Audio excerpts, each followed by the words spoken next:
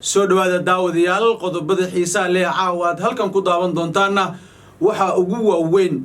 ciidamada beesha ciise oo weerar dhowr jiha ay ku qaadeen ceelgeele oo ay ku sugnaayeen maleeshiyaad ka tirsan beesha Samaroon khasaare lixaad leh oo halkaasi lagu gaarsiiyay dhimasho iyo dhaawacba wan ku hayaa iyadoo faahfaahsan tirada askartaasi la dilay ee beesha Samaroon iyo kuwa dhaawac ahaan ay u qaateen ayaan rabaa saaxiib yaal inaan halkan idinku la wadaago sidoo kale qodobada xiisaha leh aad halkan ku daawan doontaan waxa kamid ah saraakiil ka tirsanaa maamulka Somaliland oo ay gacanta ku dhigeen ciidamada beesha ciise oo dagaal xoogana ay la galeen beesha Samaroon saraakiishaasi tiradooda iyo waliba sidoo kale ma ku jiraan saraakiisha halkaasi ku geeriyootay muuqaalkan ayaan saaxiib yaal halkan idinku la wadaagi doonaa sidoo kale qodobada xiisaha leh aan halkan idinku la wadaagi doono xaaladda gobolka Awdal oo caawa cakiran ayaan sidoo kale halkaasi idinku markaasi wadaagi doonaa 12 saacadood ee u dambeeyay Awdal wixii ka dhacay ayaan rabaa saaxiib yaal inaan halkan idinku soo maartay koobo oo idinku soo gudbiyo ilaa dhamaadka muuqaalkan nala dhamayso 3 jeerna muuqaalkan share garay aragtidaadana qaybta hoose faaladana noogu soo qor oo adigu ahaan aragtidaada qaybta hoose faalada noogu qor soo dhawaada marka kugu horeysay hadii ay tahay oo kanalkan aad daawanaysid waxaan ka codsanayaa inaad kanalkan soo subscribe garisid oo aad la garisid muuqaalkana aad aragtidaada nagu la wadaagtid hagaag aynu ku bilaawno warar kala duwan ayaa soo ifbaxaya dagaal xoogan oo markaasi ka qarxay halka loo yaqaano ceelgeele oo ay ku sugnaayeen maleeshiyaad ka tirsan beesha Samaroon iyadoona dhibaatooyin xoog leh halkaasi lagu gaarsiiyay beesha ciise oo weerar dhowr jiha ku qaaday goobtaasi ayaana naqatay inay ugu dambeyn ay dhaawacyo iyo waliba sidoo kale dhimasho khasaaraha ay gaarsiiyaan beesha Samaroon dagaal ayaana markaasi aan waxba la isku reeban hubka noocyadiisa kala duwan la isku adeegsaday ayaana halkaasi ka dhacay wararka ka imaanaya deegaanka ceelgeele ee gobolka Awdal ayaa sheegaya in dagaal xoogan uu markaa halkaasi uu ka qarxay kadib markii maleeshiyaad ka tirsanaa beesha Samaroon meel ay degnaayeen ay weerareen ciidamada beesha ciise iyagoona weerar dhowr jiha ay ku qaadeen goobtaasi saraakiil iyo waliba sidoo kale ugaasyo ayaana dagaalkaasi hogaaminayay beesha ciise iyadoona beesha Samaroon halkaasi weerar cirkii dhulka looga qaaday kadibna ay goobta isaga carareen walow la soo weerinayo khasaarooyin iyo dhibaatooyin halkaasi ka jira sidee ayuu dagaalka u dhacay ama qaab noocee ah ayuu markii hore dagaalkan uu ku bilowday ila deegaanka ayaa xaqiijiyay in weerarka uu ku bilowday rasaas culculus iyo hubka noocyadiisa kala duwan oo markaa la isku adeegsanayay labada dhinacba iyadoona beesha ciise ay gacanta la horeysay oo ay bilaaween ciidamada beesha Samaroon ay halkaasi ku soo weerareen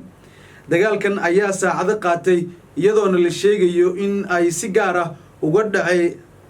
hareeraha ceelgeele oo ah goob ay maleeshiyaadka beesha Samaroon ay ku sugnaayeen dadka deegaanka ayaana markaasi bilaaween barakac iyo waliba sidoo kale cabsi xoogan oo la xiriirto in caawa aysan halkaasi ku hooyin karin maadaama dhaqdhaqaaqyo isku soo horjeeda halkaasi ay ka jireen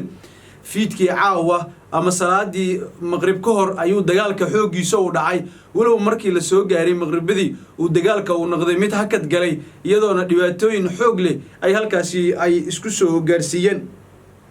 khasaaraha dagaalkan uu dhaliyay hadii aan fiiriyana wararka hordhaca ah ayaa xaqiijinayaan ama ay tilmaamayaanba in dhimashada beesha Samaroon ay gaarayso 24 qofood ayaa halkaasi loogu dilay beesha Samaroon sidoo kale 38 dhaawacna halkaas ayaana lagu dhaawacay ciidamada beesha Samaroon oo ahaayeen kuwa la soo weeraray waxaa sidoo kale la sheegayaa in qaar ka mid ah maleeshiyaadka Samaroon ay dib u gurteen kadib markii rasaas nool loo adeegsaday oo ay dib u gurteen maadaama dagaalku uu ahaa mid rasaas iyo waliba sidoo kale hubka noocyadiisa kala duwan ee la isku adeegsanayay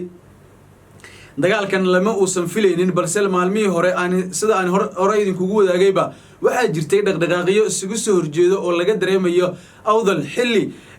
maanta uu dagaalka uu qarxay tan iyo intii aan bisha barakeysnay Ramadaan ka hor ayuu ahaa markii ugu dambeysay ee dagaalka beelaan ay wada dagaalamaan balse soonka oo maanta 10 marayana waxa ay naqatay in ugu dambeyn wixii la xiriirinayay ee la isku soo gudbiyo oo ay naqato in rasaas kala duwan la isku adeegsado dhanka kalena wixii wararkaas soo kordhan waa idin wadaagi doonaa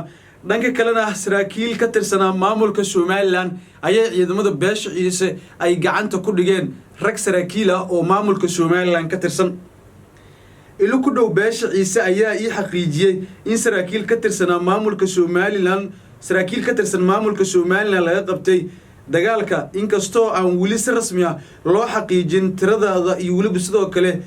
iyo xaaladda ay ku sugan yihiin dhaawacyo iyo dhimasho intay jiraan maamulka Somaliland weli kama aysan hadlin oo kama aysan bixin faahfaahin dheer ah in saraakiishaasi laga qabtay balse laakiin maamulka Somaliland way qirteen in saraakiil ka tirsanaa ciidamada militariga Somaliland qaar kamid ah in beesha ciise ay u gacan galeen oo ayagu gacanta ku hayaan balse laakiin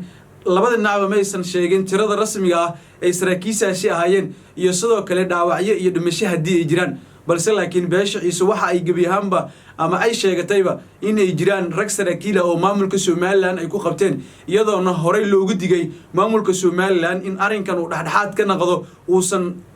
la soo jirin balse maamulka Somaliland ayaa ku dhiiriday in beesha Samaroon uu garab weyn u siiyo balse laakiin casharkooda ayaa maanta loo dhigay oo saraakiil ka tirsanaa ayaana laga qabtay xaaladda guud ee gobolka Awdal caawa ay cakiran tahay oo waxa ay markaasi jiro go'doon adag iyadoona xaaladdu aysan sahlaneen oo maaragtay la dareemayo saansaan dagaaleed oo laga yaabo in caawa saqda dhexeba lusku laabto oo markale halkaasi lagu wada dagaalamo caawa xaaladda guud ee gobolka Awdal ma ahan mid wanaagsan waa mid cakiran waxaana jirto cabashooyin markaasi waa markaasi aan raadi cabsi laga qabo in dagaal uu markale halkaasi uu ka dhaco odayaasha dhaqanka iyo weliba sidoo kale waxgaradka ayaana wada dadaalo lagu qawoojinayo xiisadan waxaase markaasi jira ama ay uga baaqeen nabadoonadu in la joojiyo dagaalkan maadaama oo sii daba dheeraaday oo weli bil barakeysan oo Ramadaan iyadoo lagu guda jiro ay weli beelaan halkaasi isku heestaan oo isku dagaalayaan xiisadan waa markaa u dhaxayso beesha ciise iyo beesha Samaroon ayaa markale cirka isku sii shareeraysa iyadoona ceelgeel uu noqday